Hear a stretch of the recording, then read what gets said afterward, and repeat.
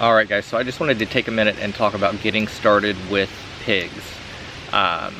It's pretty fresh on my mind because I am new to it. This year was the beginning of me starting with pigs and learning a lot of lessons. But the first thing you need to do is, well, maybe not even the first, well, yeah, sort of the first thing you need to do is figure out what kind of pigs you want, right? You either want pigs that are going to be grazing on pasture more, or you want pigs that are going to be rooting more.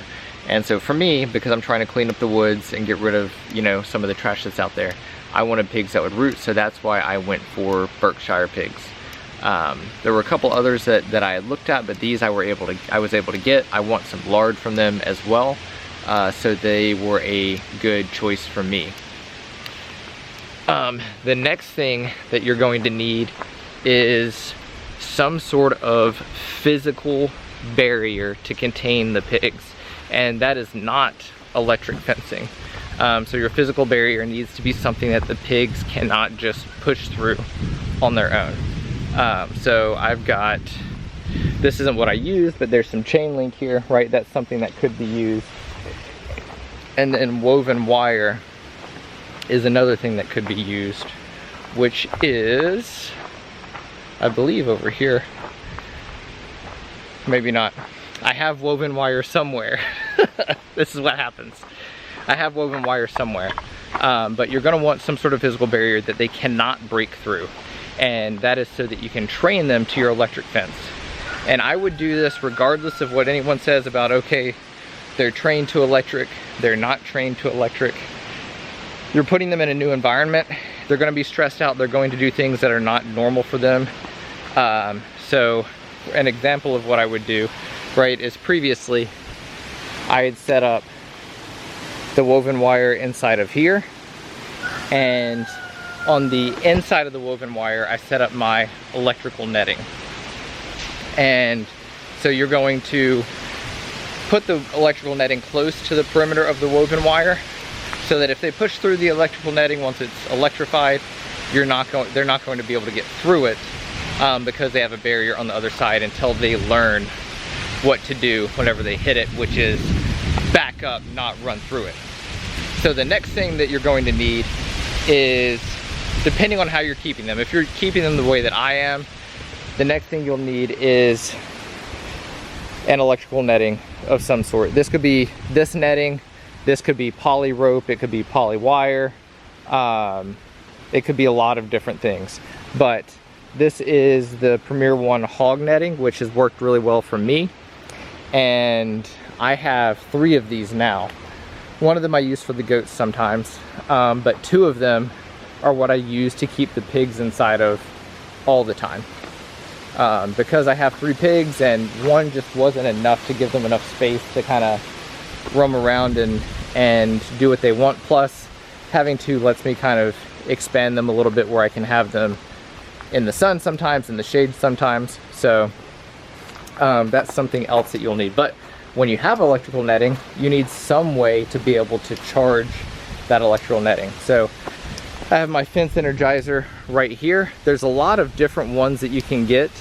This one is a 3 joule fence energizer, and I would not get anything less than 3 joules for pigs.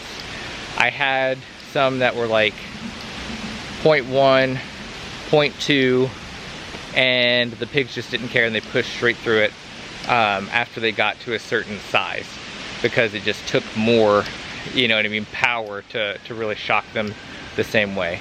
So first, physical barrier. Second, you're gonna need that electrical netting. And third, you're gonna need that energizer in order to charge the netting.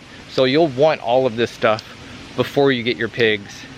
Don't do what I did and have the electrical netting, a terrible charger, and then once the pigs push through your fence, you have to go chase them down, catch them, and put them back in your electrical netting again, have someone watch your pigs, and then go to TSC to pick up some woven wire.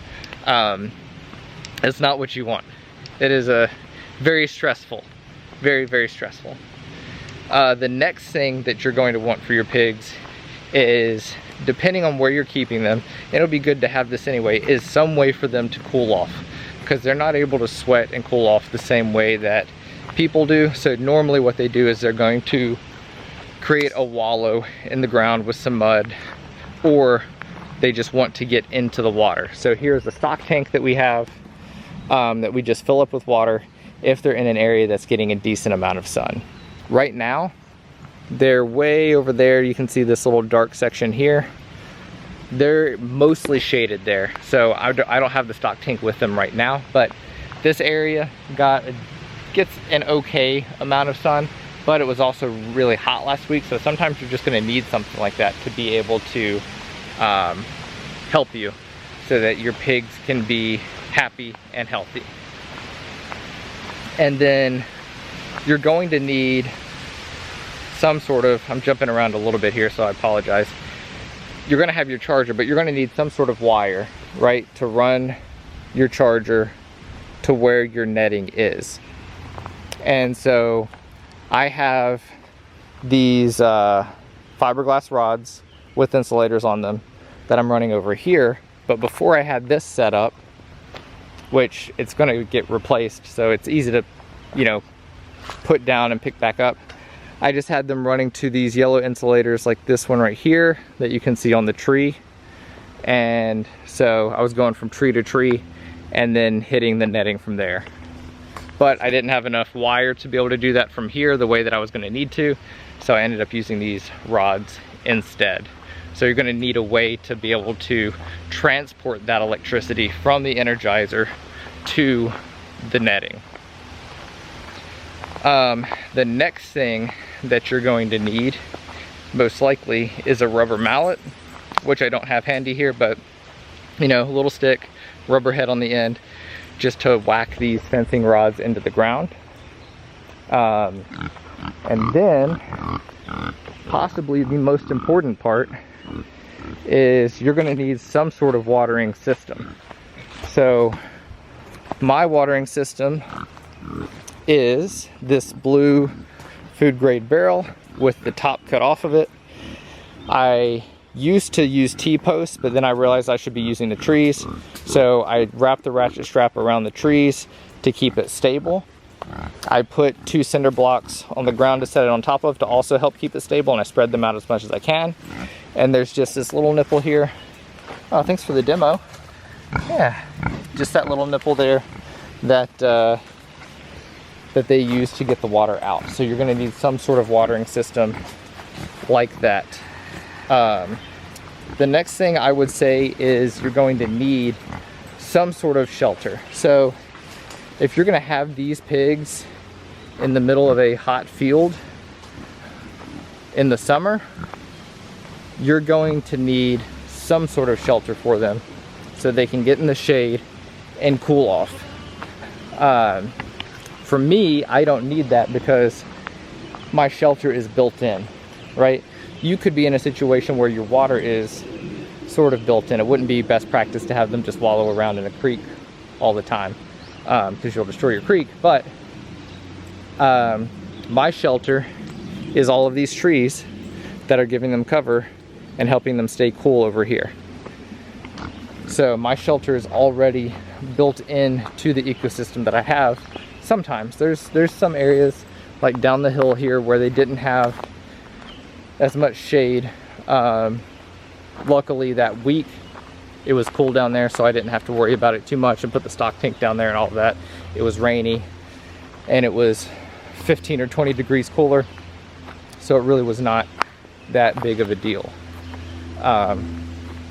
And then the last thing that you're going to need is some sort of feed, which is fairly easy to find. You can find it a lot of different places. Mine is not where I want it to be yet. Eventually I want to do organic non-GMO. That's not where I am today. Baby steps, you know. But you're going to need some sort of feed to feed them every day if you're growing them to eat and you want them to actually get to the size that they need to.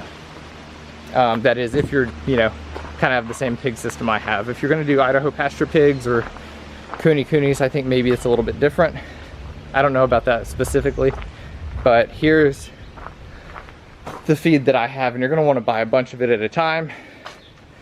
But this is a stack of my feed 1 bag's lasting my pigs, I think 3 days, because I'm giving them each 6 pounds a day, so that's about 18 pounds per day for the pigs. Roughly, I don't weigh it every time, I just sort of estimate it. So, in summary, if I can remember everything, you're going to want a physical barrier so that you have something they can't get through for when you're first training them. You're going to want to have your mental barrier, which is your electrical netting, something that they could break through, but because it's charged with electricity, in their mind they're like, yeah, I really don't want to deal with that. You're going to need a fence energizer that is at least 3 joules, because if you go lower than that, there's, in my experience, a good chance that the pigs are going to say this isn't that bad. They're just going to push through it. You're going to need some sort of shelter, which for my situation is the trees. For your situation, it might be, you know, just 4 legs and a piece of metal that they can kind of hide under. You're going to need some sort of watering system. You're going to need some sort of food. You're going to potentially need a stock tank for them to be able to get in and cool off, if, you know, depending on the heat. And you're going to need some sort of transport system to get your electricity from your fence energizer to your netting, which means some sort of insulator, and maybe you're running just the wire from tree to tree like I am for part of mine, or maybe you have these rods, fiberglass rods in the ground that you're using to run the wire. And then I think I said water, but we've got the water over there as well. So that's it. I would prepare all of that stuff before you get your pigs. Maybe figure out what kind of pigs you want to get and kind of have that planned out and know, you know, maybe what your date's going to be if you're buying somewhere locally, and you know, okay, the litter's going to come on this date and they're going to be ready for me to take on, you know, this other date that's 2 or 3 months from now, whenever it is. Get all the infrastructure set up in the meantime so you don't need to worry about it once they're here, because when you're doing something new like this and you don't understand it, you don't know what you're doing, it's going to be very stressful for you, and it's also stressful for the pigs, and we want to kind of minimize that stress, give them good experiences so that they trust us, so when things happen, like they get out of the fencing or the netting or whatever, it's easy for us to be able to get them back because they know us and trust us. So anyway, this has gone on longer than what I thought it would. I hope you guys got some value from it, and I will catch you all next time.